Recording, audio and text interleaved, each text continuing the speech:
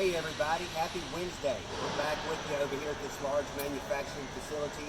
What we're going to be doing today is showing you how to put some cables on a column. We've already got the Cat6 cables pulled. A lot of times in these warehouses, the customer is just satisfied with having the cables brought down. They're satisfied with just having connectivity to this desk. But we know that there's a lot more work involved.